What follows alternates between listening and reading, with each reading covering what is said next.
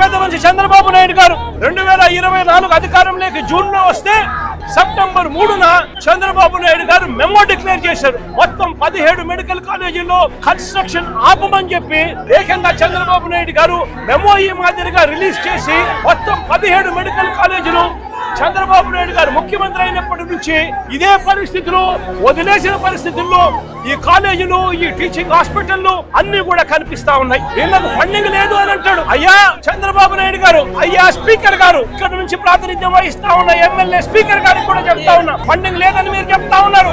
NABARD funds అప్పట్లోనే ఈ ప్రాజెక్టులకు టైఅప్ చేశాం. నాబార్డ్ ఫండ్సే కాకుండా సెంట్రల్ గవర్నమెంట్ నుంచి special assistance for infrastructure projects కూడా తీసుకొని వచ్చి ఈ మెడికల్ కాలేజీలన్నీ కూడా special assistance for infrastructure projects కేటగిరీలో ఈ ప్రాజెక్టులను కూడా పెట్టడం జరిగింది. దాని అర్థం మరో 50 ఏళ్ల పాటు వడ్డీ లేకుండా వాళ్ళు ఇచ్చే రుణాలకు ఈ ప్రాజెక్టులన్నీ కూడా శాంక్షన్ అవుతాయి. మరి central government sponsored assistance schemes లో ఈ ప్రాజెక్టు వస్తూ ఉన్నప్పుడు నాబార్డు కింద ఈ ప్రాజెక్టులన్నీ లోన్లు కూడా శాంక్షన్ అయి ఉన్నప్పుడు కేవలం 5,000 కోట్లు మాత్రమే అవసరం ఉన్న పరిస్థితులు ఉన్నప్పుడు సంవత్సరానికి 1000 కోట్ల రూపాయలు ఖర్చు చేయలేరా అని అడుగుతా ఉన్నాను. దీనికోసం కూడా అబద్ధాలు చెప్పే కార్యక్రమాలు చేస్తూ చంద్రబాబు నాయుడు గారు సిగ్గుతో తల వంచుకోవాలి అని చెప్పి ఈ సందర్భంగా చంద్రబాబు నాయుడు గారిని గట్టిగా ప్రశ్నిస్తున్నాం.